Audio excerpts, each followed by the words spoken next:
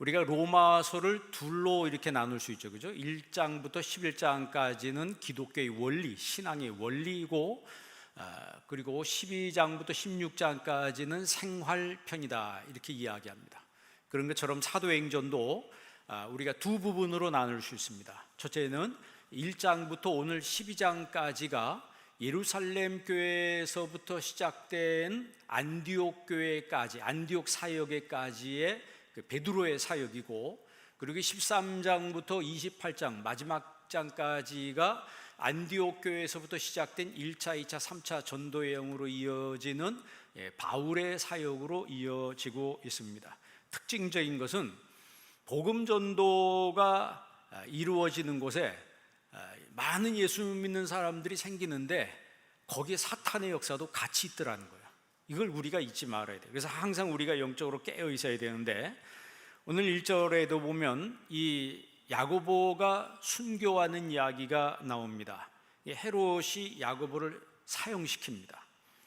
유대인들이 이 사실을 알고 굉장히 흐뭇해하고 만족스러워하는 모습을 보면서 이 헤롯은 식민지 통치를 잘 해야지 자신이 분봉 왕권을 유지할 수 있기 때문에, 분봉 왕권을 유지하기 위해서 유대인들의 환심을 사기 위해서 성전도 줬잖아요. 그 성전을 헤롯 성전이라고 해요. 그러니까 자기는 믿지 않는데도 성전까지 지어주는 그런 사람이었어요. 그러니까 이 헤롯은 유대인들에게 더 잘 보이기 위해서 베드로도 체포해서 사형시키기로 마음먹었습니다. 그래서 모든 군사들을 동원해서 베드로를 체포합니다. 그리고 체포한 베드로를 군사들에게 4인 1조로 해서 16명이 이 베드로를 철통같이 지켰습니다. 그리고 6월절이 끝나는 그 절기에 이 베드로를 처형하기로 마음을 먹었습니다. 교회의 영적 지도자 베드로가 체포돼서 사형당하게 될 것이라는 사실이 알려지면서 많은 사람들이 간절히 기도하기 시작했어요. 자, 오늘 본 말씀 5절 한번 읽어볼래요? 다 같이 한번 읽습니다. 이에 베드로는 옥에 갇혔고 교회는 그를 위하여 간절히 하나님께 기도하더라. 아멘. 베드로는 옥에 갇혔습니다. 자, 그럼 교회는 그 다음에 무엇을 했어요? 그를 위하여 간절히 하나님께 기도했다. 이 간절히란 말은 ektenos라고 해요. ektenos란 말은 내 마음속에 열렬하게 아주 진지하게, 여러분 우리가 기도할 때 간절한 기도가 있는 사람, 진지함의 기도가 있는 사람, 정말 뜨겁게 기도하는 그 기도가 있는 사람, 하나님이 그 기도를 응답해 주시는 거예요. 그 진지함의 기도가 하나님 앞에 상달되어지고 그 상달된 기도를 하나님이 잊지 아니하시고 다 들으신다 그랬어요. 여러분 우리나라는요, 세계에서도 기도가 가장 다양한 기도가 많은 그런 나라입니다. 여러분 우리나라 기도가 무슨 기도였어요? 첫째는 통성기도, 두 번째는 새벽기도, 금요기도, 작정기도, 그 다음에 철야기도, 그 다음에 금식기도, 중보기도, 하여튼 기도가 많아요. 근데 여러분 통성기도를 영어로 뭐라 그러는지 아세요? 통성기도를 영어로 뭐라 그래요? 통성기도는 영어로 통성기도입니다. 미국 목사님들이 한국 와서 통성기도 하는 걸 보고 깜짝 놀랐어요. 우리는 주여 몇 번 해요? 주여 부르잖아요. 그런 걸 생전 처음 들어본 거예요. 야, 기도를 이렇게 하냐. 그런데 성도들이 막 뜨겁게 기도하는 걸 보고 이거를 이제 미국 가서 이제 배워서 미국 가서 해야 되는데 이거 뭐라고 미국말로 말할 게 없잖아요. 그래서 말 그대로 한국말로 통성 프레이어. 그러니까 통성 기도는 한국에서 만든 기도예요. 그런데 이게 성경에 써 있잖아요. 예레미야서 33장이 뭐라고 했어요? 너는 내게 부르짖으라. 내가 내게 응답한다 그랬어요. 그리고 내가 몰랐던 신비한 것으로, 미스테리온한 것으로 나에게 갚아주시겠다 그랬어요. 그러니까 내 기도는 갔다가 나한테 돌아오는 거예요. 그래서 다윗이 기도할 때 뭐라 그랬어요? 내 기도가 내 품에 돌아왔다 그랬어요. 한번 따라해 보실래요? 내 기도가 내 품으로 돌아옵니다. 내 품으로 돌아올 때는 빈 것으로 돌아온 것이 아니고 꽉 채워져서 나한테 오는 거예요. 나는 빈 기도를 하는 것 같은데 아무것도 아닌 기도를 하는 것 같은데 그 기도가 내 입에서 나가는 그 소리 포네라 그랬어요. 이게 포네 수레라 그랬죠. 옛날에 포니 자동차 있잖아요. 그 폰이란 말이 망아지란 뜻 아니에요? 그런데 헬라 말로는 이 폰의 음성, 수레란 뜻입니다. 그 수레에 내 소원을 담고 내 마음속의 원함을 담아서 하나님께 보내는 거예요. 그 수레에 담아서 내 소원을 담아서 보내는 거예요. 보내면 하나님이 접수하신다고. 하나님이 접수하시고 하나님께서 내가 원하는 때가 아니고 하나님이 원하시는 때에 하나님이 이루어 주시는 거예요. 그래서 다윗이 내 기도가 내 품으로 돌아왔다 그랬어요. 그러니까 기도가 나가서 떠돌아다니는 게 아니고 반드시 내 품으로 돌아온다라고 하는 거죠. 그러니까 기도하는 사람은 그래서 부정적인 환경 속에서도 긍정적으로 해석을 합니다. 지금 상황이 부정적이 어렵고 힘들어도 기도하는 사람은 반드시 이것을 긍정으로 해석을 해요. 오늘 베드로가 옥에 갇혔습니다. 뭐 베드로뿐만이 아니고 바울도 여러 번 옥에 갇히죠. 그런데 바울은 자신이 감옥에 갇혔을 때 그의 영적인 아들인 디모데가 부끄러워했다 그랬죠. 그래서 너는 내가 감옥에 갇힌 것을 부끄러워하지 말라 이렇게 말하잖아요. 그러면서 바울은 자기 자신이 감옥에 갇힌 것이 복음의 진보가 됐다 이렇게 얘기해요. 감옥에 갇힌 것을 우리는 부끄러워하고 수치스러워하고 창피하게 여기고 그러는데 바울은 이것이 나에게 복음의 진보가 됐다. 신세 타령하지 않았습니다. 두려워하지도 않았습니다. 오히려 예수 그리스도의 십자가의 복음을 증거하다가 감옥에 들어간 것을 자랑스럽게 생각했어요. 우리 신자가 고난을 당해도 우리에게는 메가톤급의 무기가 있어요. 메가톤급의 무기가 있는데 그게 뭐냐면 바로 기도라고 하는 거예요. 기도. 여러분 우리 기도는 성경에 하나만 나오죠. 한국말로는. 이제 기도가요. 제가 설교 시간에도 종종 얘기합니다만 이제 프로슈케라고 그래요. 프로슈케. 여기서 하나님과 나와의 관계를 위한 기도라 그랬어요. 그다음에 안나이데이아란 말이 있다 그랬어요. 데시스라는 그런 기도가 있습니다. 엔툭시스라는 말이 있어요. 아이테오라고 하는 그런 기도가 있습니다. 제테오라고 하는 기도가 있어요. 지금 제가 6가지를 얘기했어요. 그 한국말은 하나인데 헬라어 성경이 6가지로 쭉 나와 있어요. 그러니까 목사님들한테 제가 강의할 때는 이거 하나하나 다 디테일하게 이 단어가 데이시스는 이 쓰이는 용례가 어디라고 하는 것을 다 말씀을 드립니다. 근데 우리는 그렇게까지 자세히 알 필요는 없습니다. 중요한 것은 내가 하나님 앞에 기도하고 있다는 사실이 중요한 거죠. 그렇잖아요? 많이 알면 뭐합니까? 기도하지 않으면 아무런 의미가 없는 거예요. 내가 하나님 앞에 기도하는 것 자체가 중요한 거죠. 성경의 위대한 인물들은요, 고난이 올 때 더 많이 기도했습니다. 그리고 기도할 때 신비한 일들이 일어났어요. 지금도 똑같습니다. 여러분 기도하면요, 기도할 때 여러분 삶 속에 신비한 일이 일어날 겁니다. 이 신비라고 하는 것은 미스테리온이라고 그래요. 미스테리온이란 말은 감춰진 것들이 열어 제쳐진다는 거예요. 언베일이라고 그랬어요. 감춰졌었는데 이것이 제껴져서 나한테 보여지는 거예요. 바울이 빌립보 감옥에서 기도하고 찬양할 때 지진이 나고 옥문이 열렸다 그랬어요. 그리고 그 일로 인해서 간수와 그 집이 구원받는 역사가 일어났죠. 그죠? 다니엘서 6장에 보면은 그의 마음이 민첩하고 그 모든 방백들 위에 뛰어났다 그랬어요.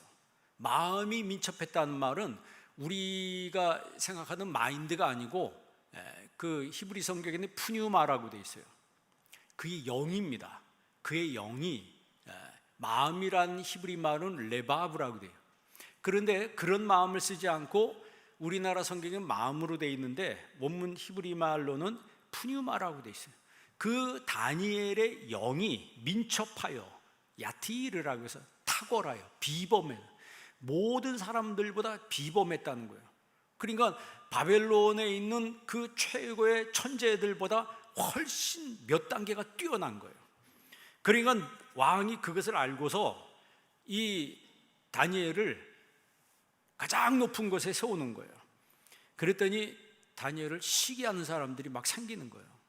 여러분 그렇잖아요. 지금도 누구 잘 되면요 다 박수 쳐주고 이러면 좋은데 막 시기가 나는 사람들이 있습니다. 이 다니엘의 정적들이 다니엘을 고소할 틈을 찾았다 그랬어요. 어떻게 하면 고소해서 저걸 넘어뜨릴까? 그런데 다니엘은 충성돼서 아무 그릇함도 없고 아무 허물도 없었다 그랬어요. 그러니까 허물을 찾아야 되는데 허물을 못 찾고 틈을 찾아야 되는데 틈을 못 찾는데 이 사람들이 모여서 작전을 짜다가 드디어 묘안을 하나 짜냈습니다. 그게 뭐냐면 다니엘이 매일 하나님 앞에 뭐 하고 있다? 기도한다는 거예요. 그러니까 왕한테 찾아가지고 왕이시여 30일 동안 왕 외에 다른 신이나 다른 사람에게 기도하면 사자굴 속에 집어넣도록 합시다. 그러니까 왕이 뭐 생각 없이 자기 위한 법안이라고 하니까 그래 오케이 그렇게 해라. 그렇게 함으로 인해서 그냥 법이 통과가 돼버렸어요. 그런데 10절 우리 다니엘서 6장 10절 한번 보십시다. 다니엘서 6장 10절 한번 읽어보겠습니다. 다니엘이 이 조서에 어인이 찍힌 것을 알고도 자기 집에 돌아가서는 그 방에 예루살렘으로 향하여 열린 창으로 전에 행하던 대로 하루 3번씩 무릎을 꿇고 기도하며 그 하나님께 감사하였더라. 아멘. 다니엘은 법이 바뀐 거 알았어요. 그런데도 왕 앞에 기도하지 않고 전에 하던 대로 살아계신 하나님께 기도했습니다. 여러분 신앙생활은요 전에 하던 대로 하는 거예요.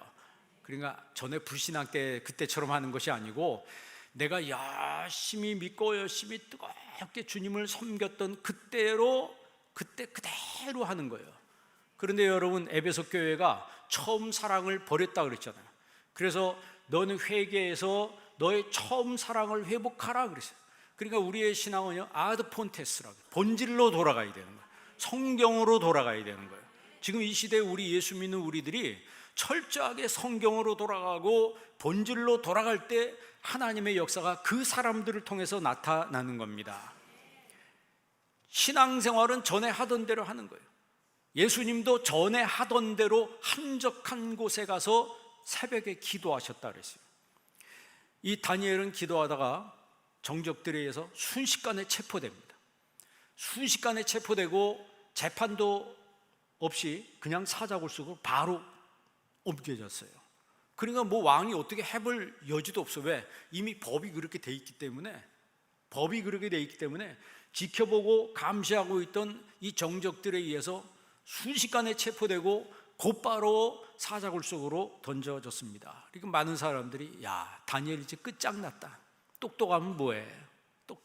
이제 끝났어. 왕도 어떻게 할 도리가 없었습니다.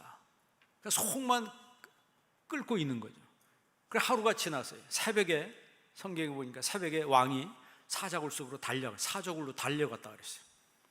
굶주린 사자굴에 던져졌으니 이게 살았겠어요, 죽었겠어요. 그러나 그 왕은 그래도 다니엘에게 일말의 희망을 걸고 찾아간 거예요. 그리고 문을 제끼라 그랬습니다. 돌문을 제끼라 그랬어요. 돌문을 제끼고서 왕이 얘기했죠. 다니엘아, 살았느냐? 어찌 됐느냐? 그랬더니 사자굴에서 소리가 들립니다. 왕이여 만세수를 사옵소서. 하나님이 천사를 보내요. 뭘 보내요? 천사를 보내어 사자들의 입을 봉하셨나이다. 사자들의 입을 봉하여 나를 살리셨나이다.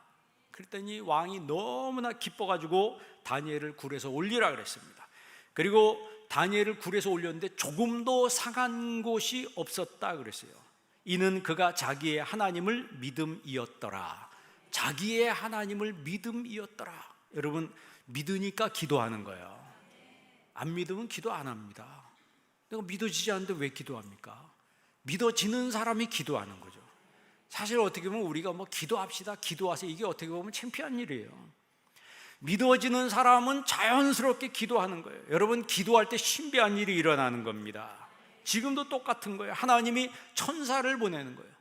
베드로도 감옥에 갇혔어요. 그리고 교회는 그를 위하여 간절히 하나님 앞에 기도하는데 하나님께서 모르세요 한 것이 아니고 하나님이 천사를 보냈다 그러죠.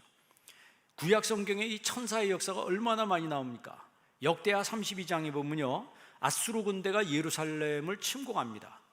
그 아수르가 침공했을 때 히스기야 왕과 이사야 선지자가 하나님 앞에 부르짖어 기도했다 그랬어요. 왕도 이사야 선지자도 같이 힘을 합해서 하나님 앞에 하늘을 향하여 부르짖어 기도하였더니 그 역대하에 뭐라고 써있냐면 하나님이 한 천사를 보냈다 그랬어요. 그 히브리 성경에 보면 복수가 아니고 천사가 막 때로 동원되는 게 아니고 한 천사를 보냈는데 그 한 천사를 보내 아수르의 용사, 대장, 지휘관들을 모두 멸해버렸다. 그러니까 천사 한 명만 보냈는데 한 군단이 그냥 모두 다 사망하는 그런 일이 벌어진 거예요. 이 일을 보고 이 아수르 왕이 정신이 나갔어요. 정신이 나가서 완전히 혼비백산해서 고향 땅으로 도망갔습니다. 철썩 도망갔는데 후퇴해서 자기 왕궁으로 돌아왔을 때 자기의 아들들에 의해서 암살을 당합니다. 그런 사건이 성경에 역대하에 기록이 되어 있어요. 그러니까 하나님이 많은 천사를 동원하지도 않았어요. 천사 하나가 그 무시무시한 일을 해냈다는 게 성경에 기록되어 있습니다. 여러분, 사드락과 메삭과 아벳느고 이야기 아시죠? 느부갓네살 왕이 금신상을 만들어 놓고 두라 평지에 큰 금신상을 만들어 놨어요. 그 두라 평지에 사람들을 다 오라고 그랬습니다. 낙성식에 다 참석을 해라. 누가 거기 빠질 수 있겠어요? 왕이 오라고 하는데. 그러면서 나팔 소리와 각종 음악 악기 소리가 들릴 때는 전부 다 금신상에게 절을 하라. 그 두라 평지에 세워진 그 거대한 금신상에게 나팔 소리가 날 때 모든 사람들이 다 절을 했습니다. 그런데 3명이 절을 안 하는 거예요. 그 3명이 누구예요? 사드락과 메삭과 아벳느고. 그러니까 거기도 또 누가 있어요? 정적들이지. 쪼로로 달려가서 고발을 하는 거예요. 왕이시여, 저 세 녀석이 절을 안 합니다. 그랬더니 왕이 가만 보니까 자기가 신뢰하던 사람이에요. 왜냐하면 다니엘이 추천한 사람이잖아요. 다니엘이 추천했다 그랬어요. 그래서 지도자로 세웠는데 세워보니까 일을 너무 잘하고 너무 똑똑하고 이거 천재급에 해당하는 사람들이에요. 그러니까 죽이기 아까우니까 느부갓네살 왕이 그렇게 말하죠. 이제라도 너희가 신상에게 절을 하면 내가 용서해 준다. 그런데 이 3명이 뭐라 그래요? 왕이시여, 우리가 왕한테 대답할 필요가 없나이다. 우리가 섬기는 하나님이 맹렬히 타는 이 용광로 뿔에서 우리를 구해낼 것입니다. 그리 아니하실지라도, 우리 하나님이 우리를 건져내지 아니하시고 우리가 저기에 타 죽는다 할지라도 우리는 왕의 신들을 섬기지 아니하고 그 신상에게 절하지도 아니할 줄을 아옵소서 통보해 버리는 거예요. 그러니까 이게 왕이 어떻게 됩니까? 우리나라면 꼭지가 돌아버려요. 꼭지가 돌아서 저 녀석들을 지금 용광로보다 7배를 더 뜨겁게 해서 거기에 쳐넣으라 그랬어요. 그래서 7배를 더 뜨겁게 해서 이 3명을 쳐넣는데 죽어야 되는데 3명이 거기 들어가 있는데 안 죽는 거예요. 그냥 형상이 그대로 있고 3명을 집어넣는데 4명이 서 있는 거예요. 그러면서 느부갓네살 왕이 가만 보니까 그 4번째 사람은 신들의 아들과 같다, 이런 표현을 해요. 그러니까 느부갓네살 왕이 그 모습을 보고 뭐라 그래요? 지극히 높으신 하나님의 종들아 이리로 나와라 그래요. 그래 나오라니까 나왔어요. 그런데 머리털도 끄슬리지 않았대요. 성경에 보니까 머리털도 끄슬리지 아니하고 옷빛도 변하지 않고 불탄 냄새도 없었다 그랬어요. 느부갓네살이 말합니다. 사드락과 메삭과 아벳느고의 하나님을 찬송할지로다. 그가 그의 천사를 보내사. 이거는 자기가 이 3사람이 말한 게 아니고 느부갓네살 왕이 말한 거예요. 이 3사람의 이스라엘의 하나님이 천사를 보내사 이들을 지켰다 그랬어요. 그러니까 이 사드락과 메삭과 아벳느고의 신비한 일이 벌어진 거예요. 여러분, 기도하는 사람에게는요 신비한 일이 벌어지는 거예요. 이게 우리 기독교 신앙은 신비입니다. 신비주의는 아니라 그랬어요. 그거 잘 분별해야 합니다. 신비주의로 가면 큰일 나요.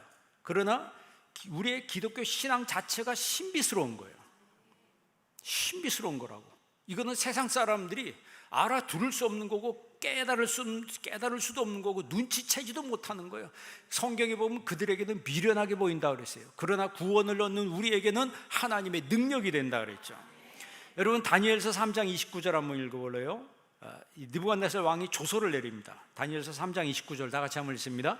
그러므로 내가 이제 조서를 내리노니 각 백성과 각 나라와 각 언어를 말하는 자가 모두 사드락과 메삭과 아벳느고의 하나님께 경솔히 말하거든 그 몸을 뭐하고 쪼개고 그 집을 거름토로 삼을지니 이는 이같이 사람을 구원할 다른 신이 없음이니라 하더라. 왕이 드디어 사드락과 메삭과 아벳느고를 바벨론 지방에서 더욱 높이니라. 자, 그들에게 어려움이 찾아왔는데, 죽을 뻔한 일이 찾아왔는데 죽어요, 안 죽어요? 안 죽는 거예요. 그리고 하나님이 그들을 더 높이셨다 그랬어요. 창세기에도 보면 소돔과 고모라 성이 멸망할 때 하나님이 롯을 구원할 때 천사를 보냈어요. 천사를 보내. 그리고 롯을 구원하기 위해서 천사를 보내고, 다니엘을 구원하기 위해서 천사를 보내고, 사드락과 메삭과 아벳느고를 구원하기 위해서 천사를 보내고, 히스기야 왕을 구원하기 위해서, 한 국가를 지키기 위해서 하나님이 천사를 보내는. 근데 거기는 천사 하나만 보냈는데 수십만 명을 살리는 그런 역할을 하더라. 스가랴서에 보면요, 내게 말하는 천사란 말이 등장합니다. 여러 번 등장해요. 천사가, 내게 말하는 천사가 물어 가로되, 내게 말하는 천사에게 물어 가로되, 내 주여 이것이 무엇입니까? 이런 표현들이 굉장히 많이 나와요. 여러분, 제가 천사 얘기 많이 하는데 천사는 있을까요, 없을까요? 있어요? 잘 몰라요? 지금 다 말씀 뭔 얘기를 들었어요? 천사는 상상 속의 존재인가요? 왜 눈에 안 보이니까. 여러분, 근데 지금 과학이 발달되면서 눈에 안 보이는 거는 없다고 말하는 사람은 무식한 사람이에요. 이제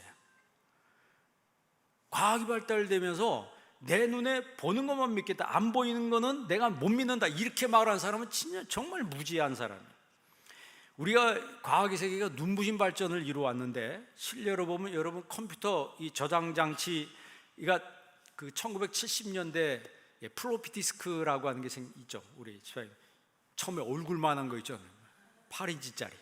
그러다가 5.25인치, 손바닥만한 거, 이 손바닥만한 5.25인치 네모난 게 있었어요. 그 5.25인치가 원고지 80장 분량이에요. 원고지 80장 분량. 제가 그때부터 컴퓨터를 쓰기 시작했어요. 제가 그 중학교에서 근무할 때 아주 그 비싼 250만 원짜리라고 모니터 이따만한 거 있죠. 왜? 이따만한 모니터 있잖아요. 왜? 뒤에 이만큼 나와 있는 거. 근데 그게 이제 그때는 도스 시대니까 깜빡깜빡 커서가 깜빡깜빡으로 타이프를 하는 거예요.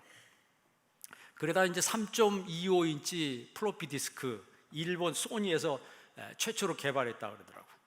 그걸 쓰다가 이제 그게 1.4메가인가요? 하여튼 그러다가 메가 시대가 이제 점점 커지는 거죠. 메가 시대가 되다가 그 다음에 무슨 시대? 기가 시대가 되죠. 그리고 지금은 무슨 시대? 테라 시대예요. 지금 몇 테라까지 나왔어요? 이제 일반인들이 그 전문용 말고 우리들이 쓰는 것, 제가 2테라바이트 샀는데 굉장히 비싸더라고요. 야, 이렇게 비싸나?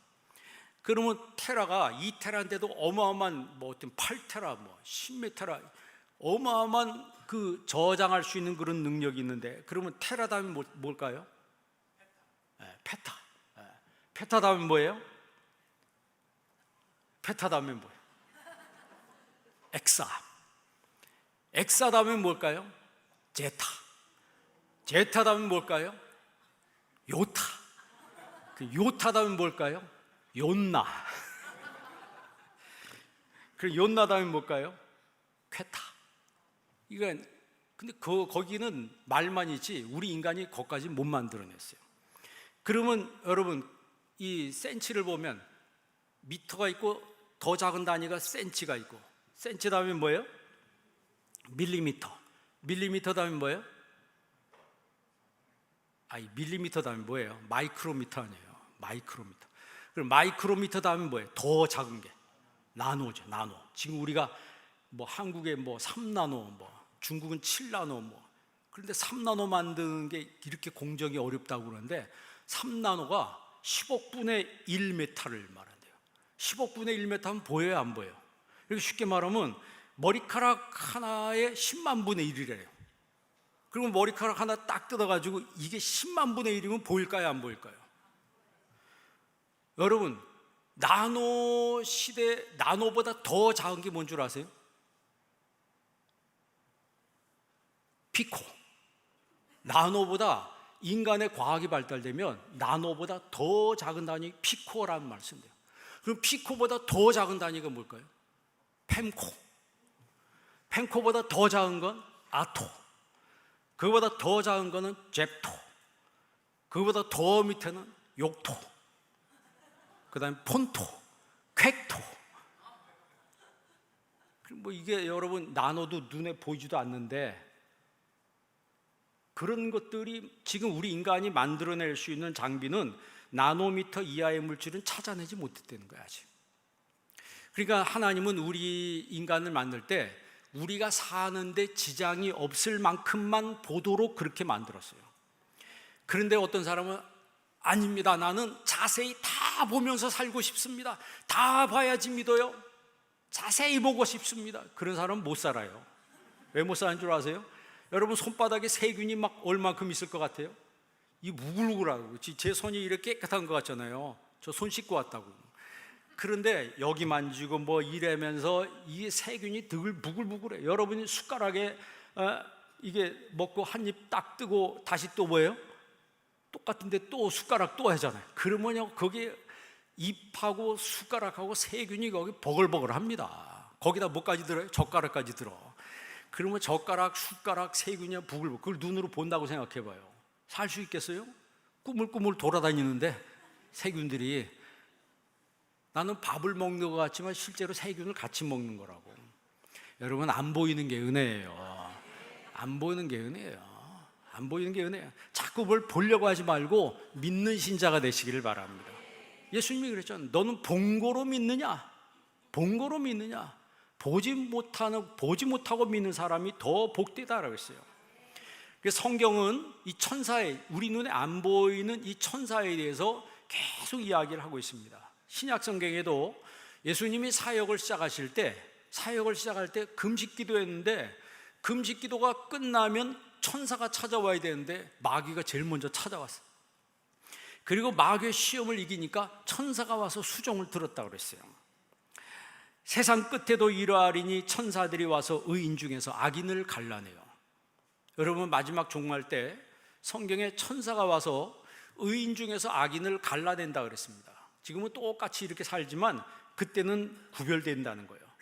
마태복음 24장 31절에 보면 큰 나팔 소리와 함께 천사들을 보내리니 저희가 그 택하신 자들을 하늘 이 끝에서 저 끝까지 사방에서 모으리라. 하나님이 택하신 자들을, 여러분이 하나님의 택자이기 때문에 여러분 마지막 때 하나님이 천사를 보내서 여러분들 사방에서 모은다는 거예요. 그리고 한 순식간에 없어지는 거예요. 성경에 할파조라고 그래요. 헬라말로 할파조. 순식간에 하나님이, 또 아트모스란 말을 쓰죠. 아트모스는 애텀이라고 하는 이 원자란 말 아닙니까? 이 순간, 분리될 수 없는 순간에 사람이 변화돼서 하늘나라로 올라가는 거예요. 여러분 12장 7절 한번 읽어볼래요? 오늘 본 말씀 12장 7절 다 같이 한번 읽습니다. 호린이 주의 사자가 나타나매 옥중에 광채가 빛나며 또 베드로의 옆구리를 쳐 깨워 이르되 급히 일어나라 하니 쇠사슬이 그 손에서 벗어지더라. 아멘. 호련히 주의 사자, 이 사자는 앙겔로스, 천사예요. 헬라말로 앙겔로스라고 되어 있는데 이게 천사라는 뜻입니다. 주의 천사가 나타나서 옥중에 광채가 빛났다 그랬습니다. 베드로의 옆구리를 툭 쳤습니다. 툭 쳐, 일어나니까 쇠사슬이 손에서 쫙 벗어졌다 그랬어요. 여러분, 천사는 어떤 존재일까요?